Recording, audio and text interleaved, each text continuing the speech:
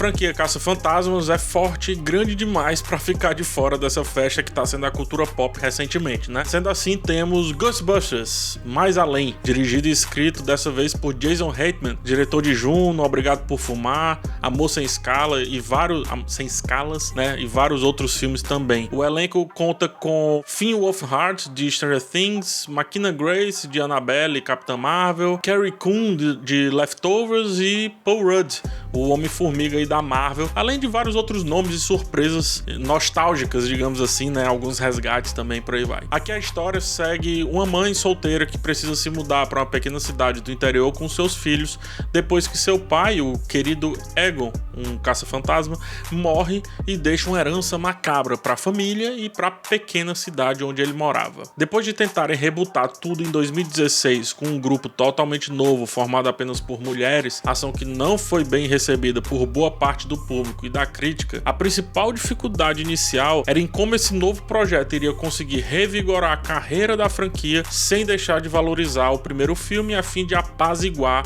o ânimo dos fãs mais antigos. Praticamente todas as soluções que o roteiro pensa para a narrativa giram em torno dessa busca pelo equilíbrio entre o antigo e o novo. Inclusive, equilíbrio atingido que traz muitas vantagens e também algumas decisões um pouco questionáveis. O roteiro tem a ideia de deslocar a história para um interior pacato dos Estados Unidos, deixando os conflitos muito concentrados e agindo de forma que não seja atrapalhado por uma percepção global, digamos assim. Diferente do que é o primeiro filme, né? Que se passa na toda poderosa Nova York. É até surpreendente as pessoas se espantarem aqui com o fato de uma infestação de fantasmas que vem acontecendo, né? Por mais que seja 20 anos depois de quando a história anterior se passou. E o texto tenta explicar isso umas 2 vezes, mas acaba soando como uma desculpa muito barata. Mas enfim, o fato é que essa medida do roteiro de microlocalizar a história funciona muito bem, porque tanto cria uma sandbox, né? Ou seja, um parque de diversões seguro para o filme conseguir fazer o que quiser, quanto também permite que o design de produção trabalhe uma estética bem oitentista, mesmo a trama pertencendo aos dias de hoje. Tal estética vende a ideia principal para solucionar lá o problema do começo, né? Aquele que eu falei do lance do equilíbrio, velho, novo, etc. Ao passo que trazem o jovem atual, aquele que não se contenta em apenas ver os outros fazendo, mas tem também que fazer, ele também nos coloca em referências diretas a filmes dos anos 80,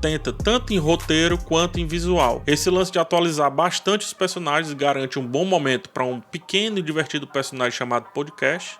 É isso mesmo, você ouviu o podcast, mas também garante com que a velharia seja muito bem contemplada. O filme trabalha todos os símbolos clássicos do projeto pioneiro, trabalha inclusive os personagens clássicos de maneira etérea na maior parte do roteiro. Em busca de fazer tudo parecer ter algum sentido para os jovens protagonistas, com calma o texto vai destrinchando os detalhes do carro, os detalhes do uniforme, da mochila, da arma, da armadilha, né, de todos os elementos que fazem parte ali de Caça-Fantasmas. Enquanto isso, aproveita também para localizar cada um dos personagens e fazê-los terem algum peso na trama principal, com exceção apenas de uma personagem que fica totalmente deslocada disso tudo. Definitivamente, ao final, alguém disse ali que tava faltando preto, por exemplo, né? E aí trouxeram essa personagem para a história, só que não conseguiram fazer o preto funcionar na história, ou seja, era melhor nem ter colocado. Mas enfim, o uso dos personagens clássicos dentro ali do texto, né, não de fato, mas no texto, soa um pouco deslocado no começo, mas se faz justificada por como a nostalgia foi trabalhada lá no terceiro ato. Nostalgia essa que permite ao filme ser muitas vezes brega, desde o figurino, passando por como lida com alguns elementos da trama, culminando em soluções bizarras que seriam desprezíveis caso o projeto não pertencesse ao contexto do filme clássico, que por sua vez já era lindamente brega por natureza. É difícil, por exemplo, reclamar de alguns pontos da história, como por exemplo o que fazem com a mãe e com o professor dos jovens protagonistas, porque o primeiro filme permite e pede que isso seja feito, né? É só ver lá a função do personagem do Rick Moranis e de outro personagem lá na história. De novo, muita coisa estranha, só faz sentido porque o primeiro filme ensinou que não precisa fazer sentido e que o tosco faz parte daquele cenário como um todo. O único problema da certeza que tem para com a eficiência do seu final é que a narrativa, o texto e a montagem também, acho que principalmente a montagem, entrega uma história que demora demais em assuntos muito óbvios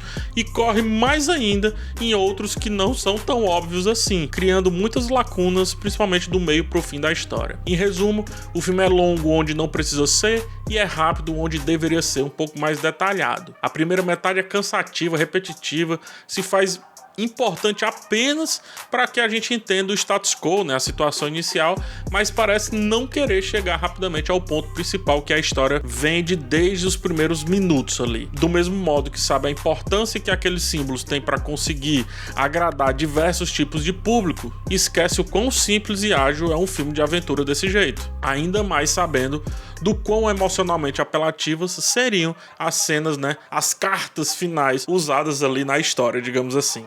Ir mais rápido ao ponto, mesmo demorando para trabalhar os signos originais, acho que deixaria o filme um pouco mais coerente, um pouco mais consistente, essa é a palavra, um pouco mais consistente. A síntese é que temos um filme muito eficiente na diversão, muito eficiente na construção da nostalgia, o que vai fazer muita gente se conectar com a história, mas que mesmo assim não se faz tão eficiente na organização da aventura. A grande inteligência da conclusão foi deixar pelo menos 3 pontas soltas para seguir aí com a franquia, que é ou ir lá para 1984 e 89, né, os dois filmes principais, e continuar dali, ou mesclar o velho e o novo, ou então seguir só e somente só com o que foi majoritariamente apresentado aqui de novo. É um bom filme, feito primordialmente para trazer os nostálgicos, enquanto também apresenta novos elementos para tentar capturar outras gerações. Eu não sei o quão efetivo ele pode ser ao tentar executar as duas coisas ao mesmo tempo, mas ele apresenta boas soluções enquanto vai tentando fazer isso.